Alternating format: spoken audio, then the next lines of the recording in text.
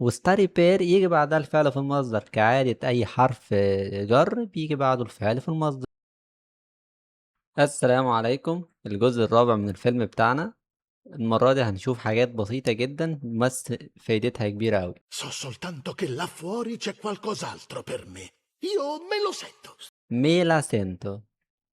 ميلا سينتو معناها إن أنا عندي إحساس بكده، أنا حاسس إن أنا أقدر أعمل الحاجة دي، عندي القدرة، عندي القوة، وعندي الرغبة. معناها طبعا هيختلف حسب السياق، حسب الجملة اللي أنا بقولها فيها. فأنا بقول مثلا me la sento di accettare questa sfida. me la sento di accettare questa sfida. أنا حاسس إن أنا أقدر أقبل التحدي ده. أنا عندي إحساس إن أنا أقدر أعمل الحاجة دي. oggi te la senti di giocare؟ هل ليك مزاج، ليك رغبة، حابب تلعب معانا النهاردة؟ non me la sentivo di uscire perché ero troppo stanco.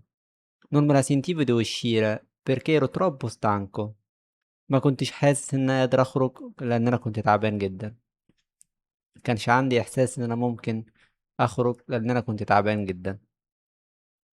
ما كانش ليا مزاج إن أنا أخرج لأن أنا كنت تعبان جدا. حسب السياق بتاعنا هنختار الترجمة المناسبة. Voi ve la sentite di continuare questo video؟ fatemi sapere nei commenti. Dammi una mano. Ma c'è l'acqua laggiù. dammi una mano. dare una mano قريبة جدا للتعبير بتاعنا اللي باللغة العربية يمد يد العون، يساعد. فلما أقول لحد dammi una mano يعني ساعدني، مديلي إيدك، خد بإيدي. mi dai una mano con i compiti؟ mi dai una mano con i compiti؟ dammi una mano con i compiti، ممكن تساعدني أو ساعدني حل الواجب. I miei amici mi hanno dato una mano durante il trasloco. I miei amici mi hanno dato una mano durante il trasloco. صحابي ساعدوني أثناء الإيه؟ ما أنا كنت بنقل للبيت الجديد. الترازلوكو النقل أو العفش، أو إن أنا أنقل من مكان لمكان العفش بتاعي والحاجات بتاعتي للبيت الجديد. Dobbiamo trovare un posto dove nasconderci prima dell'alba. Giusto. È quello che stavo per dire. stare per على وشك، كان يدوب هيحصل كذا، كنت خلاص هعمل كذا. وستاري بير يجي بعدها الفعل في المصدر كعادة أي حرف جر بيجي بعده الفعل في المصدر، يعني شكله الطبيعي andare venire trovare وهكذا. sto per uscire.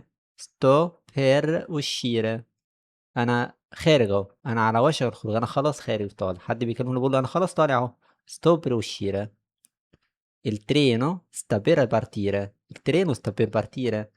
القطر طالع اهو خلاص. بتكلم مع حد في بقول ايه وصلت فين، خرجت ولا لسه، القطر اتحرك ولا لسه، بقول له sta per uscire. ده خلاص هيتحرك اهو، هو لسه ما اتحركش بس هيتحرك. استفهموا بيركي مارتي، كنا مستنيين حد امبارح وهو جه علينا في الشارع كده بنشوف بنقول له انت كنت فين. استفهموا بيركي مارتي، احنا كنا هنرن عليك. stava per cadere. stava per cadere الموبايل كان هيقع ولا لحقته، فستافا per cadere كان على وشك ان هو يقع. فزي ما واخدين بالنا ان انا بصرف فعل stare في اي زمن انا عاوز اقول المعنى بتاعي.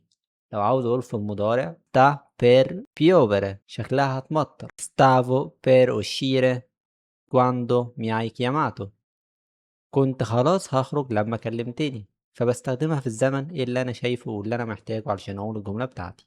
استخدام تاني لستاري بير وهنا معناه بيكون significare rappresentare، وهذا يعني وده مقابل لكذا.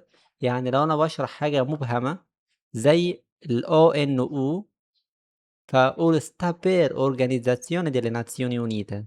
sta per Organizzazione delle Nazioni Unite، يبقى الاختصار ده يرمز إلى منظمة الأمم المتحدة.